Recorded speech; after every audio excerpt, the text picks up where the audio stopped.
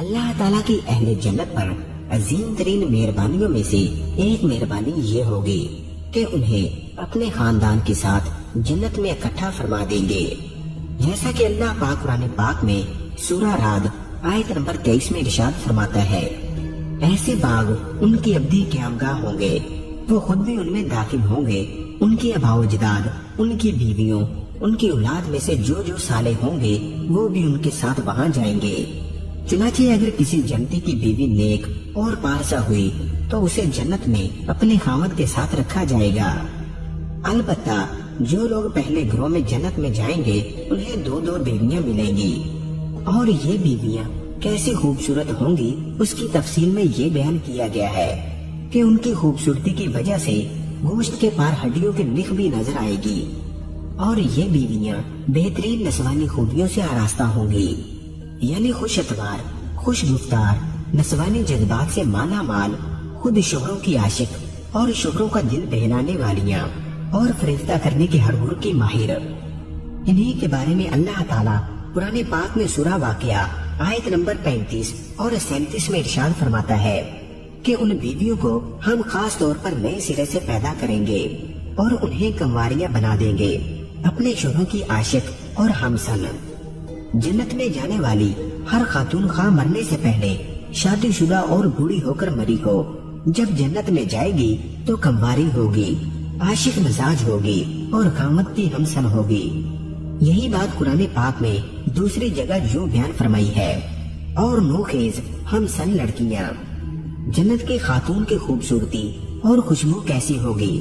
اس کی تفصیل میں آپ صلی اللہ علیہ وآلہ وسلم کا فرمانے عالی شان ہے،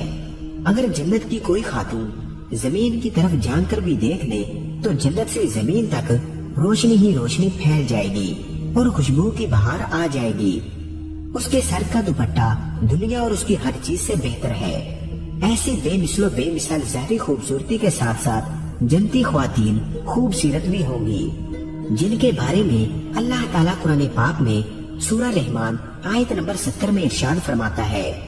ان نعمتوں کے درمیان خوبصورت اور خوبصورت بیویاں ہوں گی،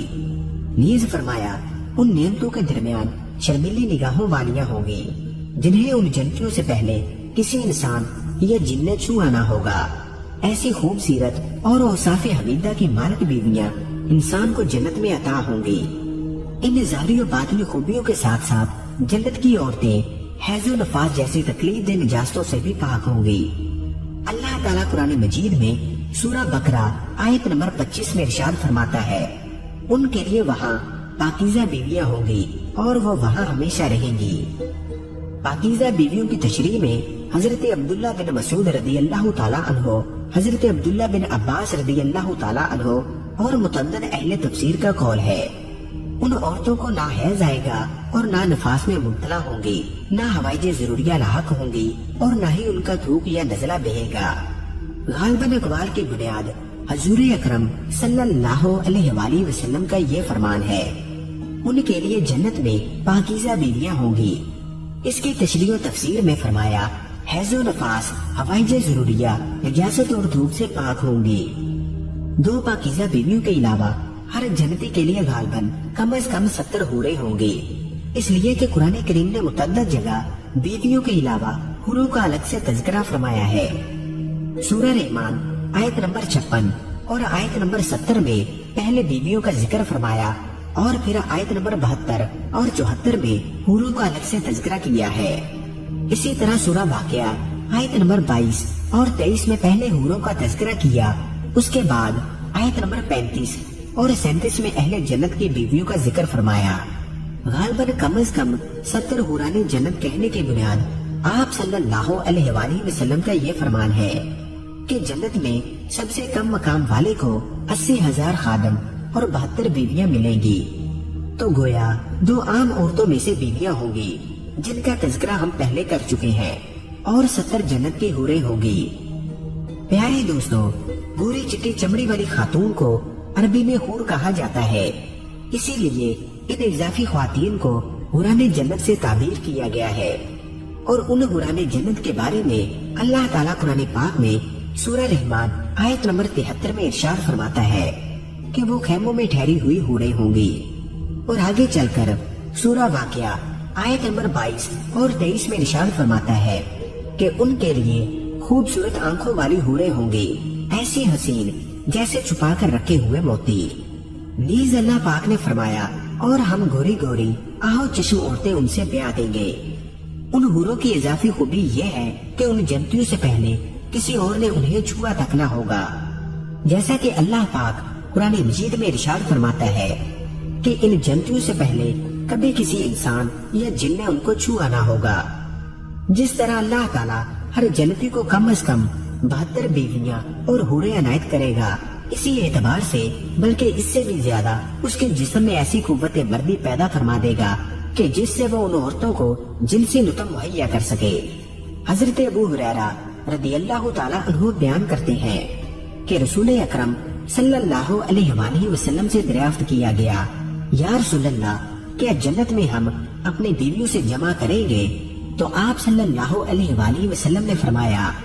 آدمی ایک دن میں 100 کنواری عورتوں کی ضرورت پوری کر سکے گا۔ دوسرے موقع پر آپ صلی اللہ علیہ وآلہ وسلم نے ارشاد فرمایا کہ مومن کو جنت میں بہت زیادہ قوت جمع عنایت ہوگی۔ آپ صلی اللہ علیہ وآلہ وسلم سے دریافت کیا گیا، کیا وہ اسے برداشت کر سکے گا؟ تو آپ صلی اللہ علیہ وآلہ وسلم نے فرمایا، اس کے پاس 100 آدمیوں کی طاقت ہوگی، اور یہ طاقت وافر اور صحت مند غذا کھانے سے حاصل ہوگی۔ آپ صلی اللہ علیہ وآلہ وسلم نے فرمایا، اس ذات کی قسم کہ جس کے قبضے میں محمد صلی اللہ علیہ وآلہ وسلم کی جان ہے، اہل جنت میں سے ہر آدمی کو کھانے پینے، جمع اور شہوت میں 100 آدمیوں کے برابر طاقت دی جائے گی۔ انہی احادیث مبارکہ کو سامنے رکھتے ہوئے متعدد صحابہ کرام اور ائمہ تفسیر سے منقول ہے کہ اہل جنت کا سب سے محبوب مشغلہ کنواری عورتوں سے جمع کرنا ہوگا۔ اس بات کی دلیل میں اللہ پاک کا یہ قول ہے کہ آج کے دن جنتی مزے کرنے میں مشغول ہیں۔ اس آیت کریمہ کی تفسیر میں حضرت اکرمہ، حضرت عبداللہ بن مسعود، حضرت عبداللہ بن عباس رضی اللہ تعالی عنہم اجمعین سے یہی منقول ہے کہ اہل جنت آج کے دن کنواری عورتوں سے شغل خاص فرما رہے ہوں گے۔ اللہ تعالیٰ سے دعا کرتے ہیں کہ ہمیں دین اسلام پر چلنے کی توفیق عطا فرمائے اور ہمارا خاتمہ دل ایمان فرمائے۔ آج کی ویڈیو آپ کو کیسی لگی اپنی قیمتی رائے سے ضرور آگاہ کریں۔ ویڈیو پسند آنے کی صورت میں اسے لائک کرنا اور اپنے دوست احباب سے شیئر کرنا مت بھولیے۔ یہ ویڈیو دیکھنے کا بہت ہی شکریہ۔